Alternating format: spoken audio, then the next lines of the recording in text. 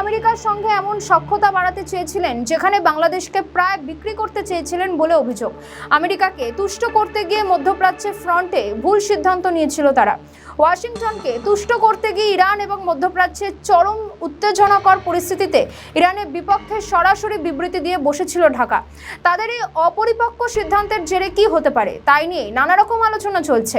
পরে সেটা হাতে নাতে বোঝাও যায়। হরমুজ প্রণালীতে বাংলাদেশের জাহাজ আটকে দেওয়া হয়েছিল। অনেকে বলছেন আমেরিকার কিছু স্বার্থ পূরণ হলেও বেশ কয়েকটি স্বার্থ পূরণ করতে পারেনি বাংলাদেশ, যে কারণে এবার বাংলাদেশের প্রতি প্রতারণা করছে আমেরিকা। এদিকে খবর, তারেক রহমান চীন সফরে যেতে পারেন। তবে কি আমেরিকার সঙ্গে দূরত্ব বাড়িয়ে চীন ও ইরানের পথে বাংলাদেশ? অনেকে বলছেন আমেরিকার সঙ্গে চুক্তির সখ্যতা এবং মধ্যপ্রাচ্যের যুদ্ধ পরিস্থিতির মধ্যে অপরিপক্ক সিদ্ধান্ত অনেকাংশে তাদের বিপদে ফেলে। প্রধানমন্ত্রী তারেক রহমান আগামী জুন মাসে ভারত সফরে যেতে পারেন তিনি। আর এই খবর জানিয়েছেন পররাষ্ট্রমন্ত্রী খলিলুর রহমান। পররাষ্ট্রমন্ত্রী বলেন, যেমন চীন ও ভারতের প্রতি প্রধানমন্ত্রীর প্রতিশ্রুতি রয়েছে, প্রধানমন্ত্রীর সুবিধাজনক সময় ওই দুই দেশের প্রধানমন্ত্রীর সুবিধাজনক সময়ের সঙ্গে মিলিয়ে সফরসূচি সাজানোর কাজ চলছে। একই সঙ্গে তিনি জানিয়ে দেন, পশ্চিমবঙ্গের রাজনৈতিক পরিবর্তনের প্রেক্ষাপটে যদি পুশিন ঘটে তবে বাংলাদেশও তার উপযুক্ত জবাব দেবে। নিজের সফর প্রসঙ্গে পররাষ্ট্রমন্ত্রী বলেন, চীনের পররাষ্ট্রমন্ত্রী আমন্ত্রণের সফরে দুদেশের সম্পর্ক আরও জোরদার করার বিষয়ে আলোচনা হবে। পাশাপাশি তিস্তা মহাপরিকল্পনা নিয়েও গুরুত্বপূর্ণ কথা হবে, যা প্রধানমন্ত্রীর একটি অঙ্গীকার। এখন প্রশ্ন, মোহাম্মদ ইউনূসের নেতৃত্বে অন্তর্বর্তীকালীন সরকার যেভাবে আমেরিকার সঙ্গে সখ্যতা বাড়াতে গিয়ে চীনের সঙ্গে দূরত্ব তৈরি করেছে, তাতে কি এবার চীন তাদের প্রত্যাশা পূরণ করবে? আদৌ তারেক রহমানের সরকার সম্পর্ক ঠিক করতে সক্ষম হবে? কারণ ভারতের সঙ্গে তিক্ত সম্পর্ক থাকলে সেটা ঠিক করা হয়ে গিয়েছে, কারণ ভারতের স্বার্থও রয়েছে। কিন্তু কতটা চীন এই সম্পর্ককে স্বাভাবিক পর্যায়ে নিয়ে যেতে পারে, আদৌ পারে কিনা, সেটাই এখন বড় প্রশ্ন।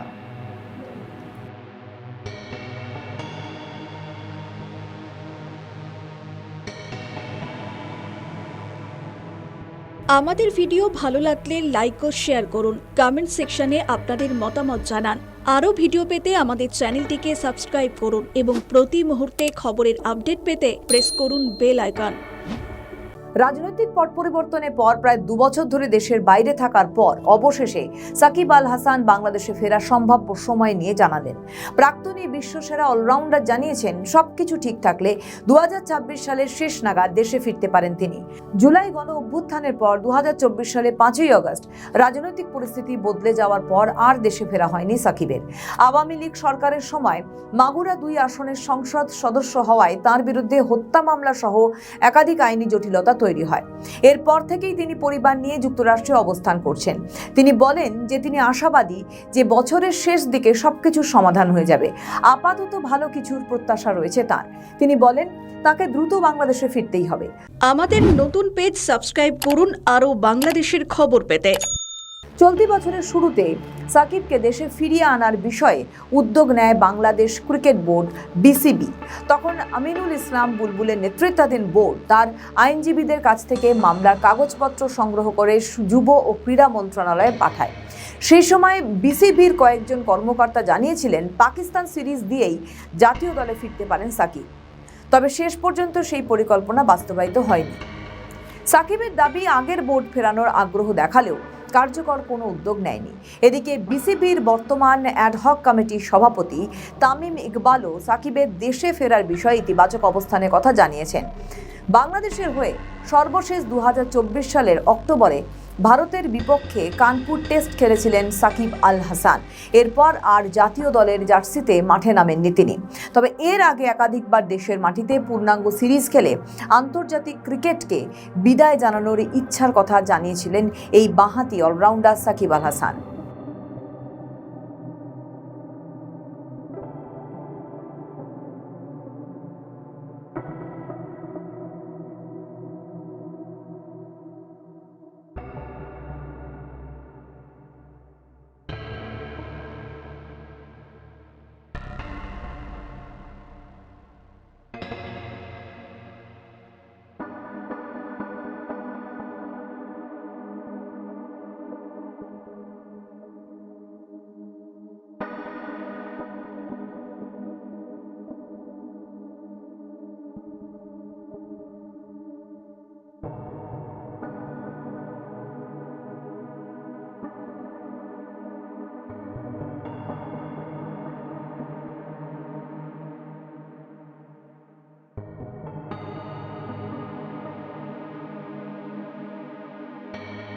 আমাদের ভিডিও ভালো লাগলে লাইক ও শেয়ার করুন। কমেন্ট সেকশনে আপনাদের মতামত জানান।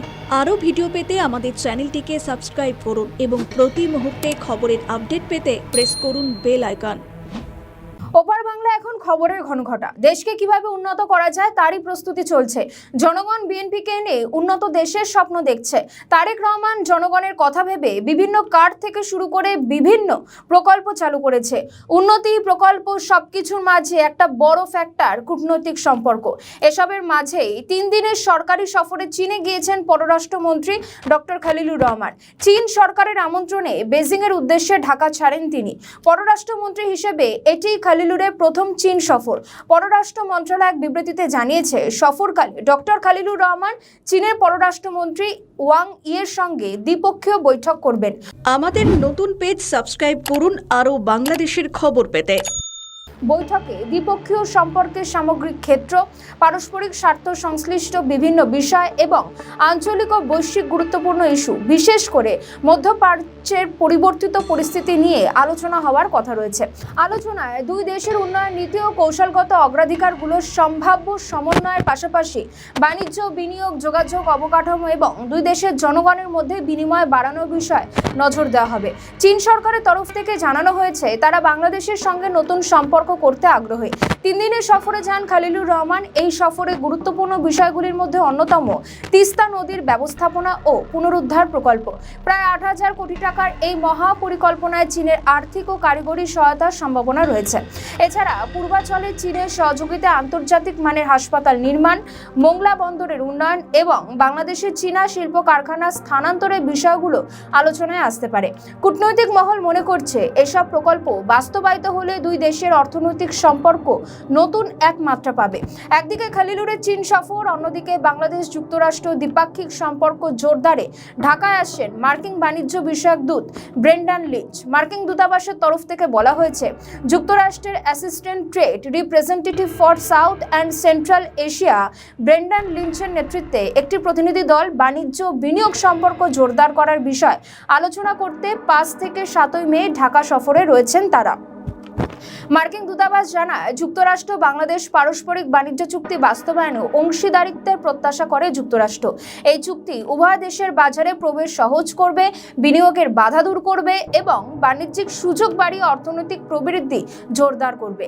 বিজ্ঞপ্তিতে ঢাকা যুক্তরাষ্ট্র দূতাবাসের মুখপাত্র পূর্ণিমা রায় বলেন, যুক্তরাষ্ট্রে বাংলাদেশ পারস্পরিক বাণিজ্য চুক্তি বাস্তবায়নে অংশীদারি প্রত্যাশা করে যুক্তরাষ্ট্র। এই চুক্তির ফলে উভয় দেশের পণ্যের বাজারে প্রবেশাধিকার সহজ হবে, সেই সঙ্গে বিনিয়োগের বাধা দূর করে বাণিজ্যিক সুযোগ বৃদ্ধি করবে এবং অর্থনৈতিকভাবে গতি আসবে। বাংলাদেশ ও যুক্তরাষ্ট্রের সঙ্গে পারস্পরিক বাণিজ্য চুক্তি সই হয় গত 9 ফেব্রুয়ারি, জাতীয় সংসদ নির্বাচনের ঠিক 3 দিন আগে।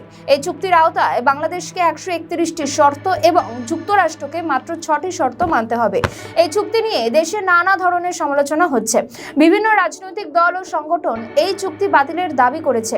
একদিকে চীনে খলিলুর রহমান, অন্যদিকে ঢাকায় মার্কিন বাণিজ্যিক দল। এখন দেখার কি হয় আগামী দিনের পরিস্থিতি। আমাদের ভিডিও ভালো লাগলে লাইক ও শেয়ার করুন। কমেন্ট সেকশনে আপনাদের মতামত জানান। আরও ভিডিও পেতে আমাদের চ্যানেলটিকে সাবস্ক্রাইব করুন এবং প্রতি মুহূর্তে খবরের আপডেট পেতে প্রেস করুন বেল আইকন। একজন মুমূর্ষ রোগীর বিরুদ্ধে এবার গ্রেপ্তারি পরোয়ানা জারি করল আদালত। এমনকি তার স্মৃতিশক্তি লোপ পেয়েছে বলেও জানিয়েছেন আইনজীবী। তারপরও রেহাই মিলল না। এদিকে তো তোফায়েল আহমেদকে বলা হয় জীবন্ত ডায়েরি। বাংলাদেশের রাজনীতির দিন, তারিখ, সময়, জায়গা, কারা কারা জড়িত বা কি ঘটেছিল সবটাই তিনি বলে দিতে পারতেন। আর সেই মানুষটির বিরুদ্ধে এবার গ্রেপ্তারির নির্দেশ। এই ঘটনা সামনে আসতেই অনেকে বলছেন অমানবিক বাংলাদেশ, যেটা অব্যাহত রয়েছে। শুধু তাই নয়, মোহাম্মদ ইউনূসের আমলে এই ধরনের ঘটনা অহরহ লক্ষ্য করা গিয়েছে। এবার বিএনপির আমলেও সেই একই পরিস্থিতি, যদিও এটি আদালতের নির্দেশ। কিন্তু কি অভিযোগ রয়েছে তার বিরুদ্ধে? আমাদের নতুন পেজ সাবস্ক্রাইব করুন আরও বাংলাদেশের খবর পেতে। অবৈধভাবে 1,15,00,000 টাকা অর্থ আত্মসাতের অভিযোগে 2 যুগ আগের মামলায় 69-এর গণ অভ্যুত্থান আর 71-এর মুক্তিযুদ্ধের অগ্রসৈনিক আওয়ামী লীগের একসময় প্রভাবশালী নেতা এবং সাবেক মন্ত্রী তোফায়েল আহমেদ সহ 2 জনের গ্রেপ্তারি পরোয়ানা জারি করেছে আদালত। জানা যায়, আসামি পলাতক থাকায় গত 19 এপ্রিল ঢাকার বিভাগীয় স্পেশাল জজ বেগম শামীমা আফরোজে পরোয়ানা জারি করেন। আর এই মামলার বাকি দুই আসামির মধ্যে মোহাম্মদ আনোয়ারুল ইসলামের বিরুদ্ধে পরোয়ানা জারি হলেও জামিনে থাকা মোশাররফ হোসেন আদালতে হাজিরা দেন। এর মধ্যে তোফায়েল আহমেদের অসুস্থতার কথা জানিয়ে আদালতের কাছে তার আইনজীবী খায়রউদ্দিন শিকদার আবেদনও করেন। শুনানিতে তিনি বলেন, তোফায়েল আহমেদ বহুদিন ধরেই অসুস্থ হয়ে রয়েছেন। শুধু তাই নয়, রাজধানী স্কয়ার হাসপাতালে চিকিৎসাধীনও রয়েছেন তিনি। আর এই কারণে তিনি আদালতে হাজিরাও দিতে পারেননি। এখন তিনি কাউকে চিনতে পারেন না, তার স্মৃতিশক্তি লোপ পেয়েছে। আদালতে উপস্থিত হয়ে মামলার কার্যক্রমে অংশ নিতে পারবেন না। পাশাপাশি তার আইনজীবী তোফায়েল আহমেদের মানসিক অবস্থা পরীক্ষার আবেদনও জানান আদালতের কাছে, তবে আদালত আবেদন নামঞ্জুর করে দেয়। মামলার অভিযোগে বলা হয়েছে, তোফায়েল আহমেদ ক্ষমতার অপব্যবহার করে অবৈধভাবে অর্জিত 1,25,00,000 টাকা গোপন করার উদ্দেশ্যে সহযোগীদের মাধ্যমে যেখানে অর্থ স্থানান্তর এবং উত্তোলন করেন। ম্যাডোনা অ্যাডভার্টাইজিং লিমিটেডের প্রধান হিসাবরক্ষক মোহাম্মদ আনোয়ারুল ইসলাম এবং মোশাররফ হোসেনের সঙ্গে এবার চোখসাজোর সোনালী ব্যাংকের মতিঝিল কর্পোরেট শাখা থেকে বিভিন্ন সময়ে মোট 1,25,00,000 টাকা স্থানান্তর করা হয়। তবে দেখা গিয়েছিল, আওয়ামী লীগ সরকার ক্ষমতায় আসার পরে উচ্চ আদালতের নির্দেশে মামলার কার্যক্রম স্থগিত ছিল অনেকদিন। ফের বিএনপির আমলে এই মামলা নিয়ে নির্দেশ আদালতের। তবে অনেকে বলছেন, একজন অসুস্থ মানুষকে এইভাবে নির্দেশ অমানবিকতার পরিচয়। কেউ কেউ বলছেন, মোহাম্মদ ইউনূসের জমানার নিদর্শনই এবার লক্ষ্য করা যাচ্ছে, যদিও এটি আদালতের নির্দেশ। কিন্তু এর আগেও দেখা গিয়েছে আদালতের বিভিন্ন রায়ের বিরুদ্ধে হস্তক্ষেপ করতে ইউনূস সরকারে। এবারও কি সেটাই হচ্ছে? উঠছে প্রশ্ন। আমাদের ভিডিও ভালো লাগলে লাইক ও শেয়ার করুন, কমেন্ট সেকশনে আপনাদের মতামত জানান। আরও ভিডিও পেতে আমাদের চ্যানেলটিকে সাবস্ক্রাইব করুন এবং প্রতি মুহূর্তে খবরের আপডেট পেতে প্রেস করুন বেল আইকন। বাংলাদেশের কার্ড খেলে এবার বাংলা জয় করলো বিজেপি। আগেই এসেছিল অঙ্গ কলিঙ্গ, এবার হলো বঙ্গ। স্বভাবতই এই ত্রিমুখী জয় এবার নিজেদের আরো শক্ত করে ফেললো পদ্ম।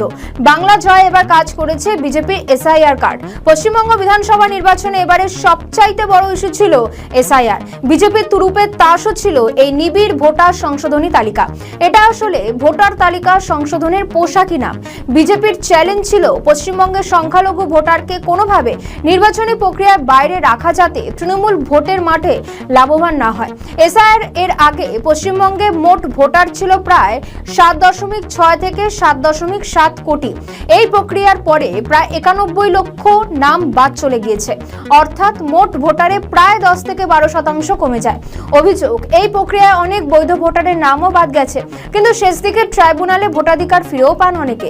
মোদ্দা কথায়, এসআইআর এর ফলে পশ্চিমবঙ্গে ভোটারের সংখ্যা বিপুল সংখ্যায় যেমন কমে গেছে, যা নির্বাচনের অঙ্ক রাজনীতিতে বিজেপির অনুকূলে বড় প্রভাব ফেলেছে। মমতা বন্দ্যোপাধ্যায়ের নেতৃত্বে সরকার চলছে নিরঙ্কুশভাবে গত 15 বছর ধরে। ফলে পশ্চিমবঙ্গে চলেছে তৃণমূলী শাসন, যার মধ্যে ওতপ্রোতভাবে ছিল তোলাবাজি, সিন্ডিকেট, মিডিয়ার দালালি। রাজ্যের প্রশাসনের সকল স্তরে, বিশেষ করে পুলিশ ও অসামরিক প্রশাসনে তৃণমূলের প্রভাব দারুণভাবে সক্রিয় ছিল। নরেন্দ্র মোদী সরকার নির্বাচন কমিশনকে দিয়ে এবার সেই জায়গায় আঘাত হানে। নির্বাচনের আগে পশ্চিমবঙ্গের একাধিক আমলা পুলিশ কর্মকর্তাকে পদ থেকে সরিয়ে নতুনদের নিয়োগ করে ভারতের নির্বাচন কমিশন। সরানোদের আর কোনো নির্বাচনী কাজে রাখা হয়নি। এই পদক্ষেপকে ঘিরে কমিশনের অতিরিক্ত সক্রিয়তা নিয়ে প্রশ্ন উঠলেও কার্যত নির্বাচনী ব্যবস্থায় তৃণমূলের পক্ষে কাজ করার সকল সুযোগকে বাধা দেয় এই পদক্ষেপ। ফলে ছাপ্পা ভোট বা জোরপূর্বক ভোট নেওয়ার পুরনো সংস্কৃতি এবার পুরো বন্ধ হয়ে যায়। ভোটের শতাংশ ছিল 93। সাধারণত ভোটদানের হার যখন বেশি পড়ে, তখন সেটা প্রতিষ্ঠান বিরোধী বা সরকার বিরোধী বলেই ধরা হয়। এই বিষয়টি তৃণমূলকে বিপাকে ফেলে। এই কারণে তৃণমূলের দিক থেকে বলা হয়েছে, এবার নির্বাচনে তৃণমূলকে লড়তে হয়েছে নির্বাচন কমিশন, কেন্দ্রের সরকার এবং রাজ্য বিজেপির বিরুদ্ধে। এবার মতুয়াগড়ও তৃণমূল পুরোপুরি লেজে গোবরে। মতুয়া মন একেবারেই পায়নি তৃণমূল। 100টি আসনে মতুয়ারা বড় ফ্যাক্টর। ওই আসনগুলির 80% ভোট গিয়েছে বিজেপির ঝুলিতে। বাংলাদেশ বাংলাদেশে পালাবদলের পর হিন্দু নিধন হয়েছে লাগাতার। আগুনে পুড়েছে ওপারের সংখ্যালঘুদের ঘরবাড়ি, ধর্ষণ করা হয়েছে সংখ্যালঘুদের পরিবারের মহিলাদের। এই ধরনের ভিডিও ছবি সমাজ মাধ্যমে ছড়ায় আগুনের মতো। আওয়ামী লীগের বিরোধিতা করা তৃণমূলকে উৎখাত করতে বিজেপি প্রচার করতে থাকে বাংলার অবস্থা বাংলাদেশ হয়ে যেতে পারে। তাই 26শে বিধানসভা ভোটে তৃণমূলকে সরাতেই হবে। 21-এর মতোই এবারও বাংলায় ডেলি প্যাসেঞ্জারি করেছেন মোদি শাহ। অমিত শাহ তো ভোটের দিন 15 আগে থেকেই বাংলায় কামড়ে পড়েছিলেন। কোথায় কোথায় না সভা করেছেন নরেন্দ্র মোদী। আজ বিজেপির এই জয় সে সবেরই ফসল। বাংলায় এবার সরকার গড়তে চলেছে বিজেপি। মুখ্যমন্ত্রী সম্ভবত শুভেন্দু অধিকারী। বিজেপির বঙ্গজয় এর সঙ্গেই প্রশ্ন উঠছে যে এবার কি তিস্তার জলবন্টন চুক্তি সদর্থক দিশা পাবে? মমতা বন্দ্যোপাধ্যায়ের জামানায় তিস্তা জল চুক্তি নিয়ে তৃণমূল সরকার বরাবরই বিরোধিতা করে এসেছে বাংলাদেশের, কিন্তু এখন বাংলাতে তৃণমূল সরকার অতীত। রাজনৈতিক বিশ্লেষকদের একাংশের মতে এবার হয়তো দিশা পেতে পারে দুদেশের জলবন্টন চুক্তি। তিস্তা জলবন্টন চুক্তি নিয়ে বাংলাদেশ ন্যাশনালিস্ট পার্টি বা বিএনপি বহু বছরের দাবি। আমাদের নতুন পেজ সাবস্ক্রাইব করুন আরও বাংলাদেশের খবর পেতে। তৃণমূল কংগ্রেস নেত্রী মমতা বন্দ্যোপাধ্যায়ের বিরোধিতায় মনমোহন সিং এর আমলে তিস্তা জলবন্টন চুক্তি শেষ মুহূর্তে বাতিল হয়ে গেছিল। পশ্চিমবঙ্গে নতুন সরকার গড়তে চলা বিজেপিকে ইতিমধ্যেই শুভেচ্ছা জানিয়েছে বাংলাদেশ সরকার। পশ্চিমবঙ্গের সঙ্গে বাংলাদেশের সম্পর্ক আরও শক্তিশালী করার জন্য আশা প্রকাশ করেছে বিএনপি। বিএনপির তথ্য সচিব আজিজুল বারি হালাল পশ্চিমবঙ্গে বিজেপির পারফরমেন্সের ভূয়সী প্রশংসা করেছেন। এমনকি শুভেন্দু অধিকারীও প্রশংসা শোনা গিয়েছে। এক জাতীয় সংবাদ সংস্থাকে তিনি জানান, ইতিবাচক সম্পর্কের ধারাই বইবে ভবিষ্যতে। এরপরে তিস্তা জলবন্টন চুক্তি নিয়ে আশা প্রকাশ করেন আজিজুল। তার কথায়, মমতা বন্দ্যোপাধ্যায়ের নেতৃত্বে পূর্বে তৃণমূল কংগ্রেসের সরকার তিস্তা জলবন্টন প্রকল্পে আটকে দিয়েছিল। শুভেন্দু অধিকারীর নেতৃত্বে বিজেপি সরকার ও প্রধানমন্ত্রী নরেন্দ্র মোদীর সরকার একসঙ্গে বাংলাদেশের এই দীর্ঘদিনের দাবি পূরণ করার পথে এগোবে বলেই আশা করছি। কিন্তু তিস্তা জলবন্টন নিয়ে কি বলছে বাংলাদেশ? আজিজুলের মতে, শুভেন্দু অধিকারীর নেতৃত্বে পশ্চিমবঙ্গের সঙ্গে বাংলাদেশের সম্পর্ক আরো সুদৃঢ় হতে পারে, কারণ পশ্চিমবঙ্গের সঙ্গে বাংলাদেশ সবচেয়ে বেশি সীমান্ত ভাগ করে। বলেন, আসলে মমতা বন্দ্যোপাধ্যায় তিস্তা ব্যারেজ তৈরিতে সবচেয়ে বড় প্রতিবন্ধকতা ছিলেন। এখন আমার মতে শুভেন্দু অধিকারীর নেতৃত্বে বিজেপি ক্ষমতায় আসার পর পরিস্থিতি বদলাতে পারে। ভারত ও বাংলাদেশের কাছে অত্যন্ত গুরুত্বপূর্ণ এই তিস্তা চুক্তি এখন নতুন করে গতি পেতে পারে। তৃণমূল কংগ্রেসের বদলে বিজেপি সরকার আসায় এই বহুদিনের ঝুলে থাকা প্রকল্প বাস্তবায়নের সম্ভাবনা অনেকটাই বেড়েছে। নতুন সরকারের অধীনে তিস্তা ব্যারেজ প্রকল্প শেষ পর্যন্ত বাস্তব রূপ পেতে পারে। বিএনপির তথ্য সচিবের বক্তব্য, তিস্তা জলবন্টন চুক্তি নরেন্দ্র মোদী সরকার ও বাংলাদেশ সরকার দুপক্ষই সমর্থন করে। এবার শুভেন্দু অধিকারীর নেতৃত্বে নতুন সরকার সেই প্রকল্প বাস্তবায়নের দিকে এগিয়ে নিয়ে যেতে সব রকমের সহযোগিতা করতে পারেন। 2011 সালে তৎকালীন প্রধানমন্ত্রী মনমোহন সিং এর ঢাকা সফরের সময় তিস্তা জলবন্টন নিয়ে একটি খসড়া চুক্তি চূড়ান্ত হয়েছিল। প্রস্তাব ছিল তিস্তার জলের 37.5% পাবে বাংলাদেশ এবং 42.5% থাকবে ভারতের হাতে। কিন্তু মমতা বন্দ্যোপাধ্যায়ের আপত্তিতে শেষ মুহূর্তে সেই চুক্তি থমকে যায়। তার যুক্তি ছিল, তিস্তার জল বাংলাদেশে বেশি চলে গেলে উত্তরবঙ্গের চাষিরা সেচের জলের সমস্যায় পড়বেন। এরপর মোদী সরকারের আমলেও একই টানাপোড়েন অব্যাহত ছিল। নতুন সমীকরণের আশা 2026 সালে গঙ্গা জলবন্টন চুক্তির মেয়াদ শেষ হতে চলেছে। এই পরিস্থিতিতে তিস্তার জলের ন্যায্য অংশ পেতে মরিয়া ঢাকা। বিএনপি নেতাদের মতে আদর্শগত পার্থক্য থাকলেও উন্নয়ন ও দ্বিপাক্ষিক স্বার্থে বিজেপির সঙ্গে কাজ করতে তারা আগ্রহী। তাদের আশা, পশ্চিমবঙ্গ ও বাংলাদেশের মধ্যে যে দীর্ঘ সীমান্ত এবং অভিন্ন নদীপথ রয়েছে তার সঠিক ব্যবস্থাপনা এখন অনেক সহজ হবে। ভারত ও বাংলাদেশের মধ্যে 54টি অভিন্ন নদী থাকলেও বর্তমানে শুধুমাত্র গঙ্গা ও কুশিয়ারার নিয়ে চুক্তি রয়েছে। উত্তরবঙ্গের লাইফলাইন তিস্তা নিয়ে চুক্তি সম্পন্ন হওয়া উভয় দেশে কৃষিকার্য ও পরিবেশের জন্য অত্যন্ত জরুরি। এখন দেখার, পশ্চিমবঙ্গে ক্ষমতার এই হাত বদল কয়েক দশকের এই অমীমাংসিত সমস্যার সমাধান করতে পারে কিনা। আমাদের নতুন পেজ সাবস্ক্রাইব করুন আরও বাংলাদেশের খবর পেতে।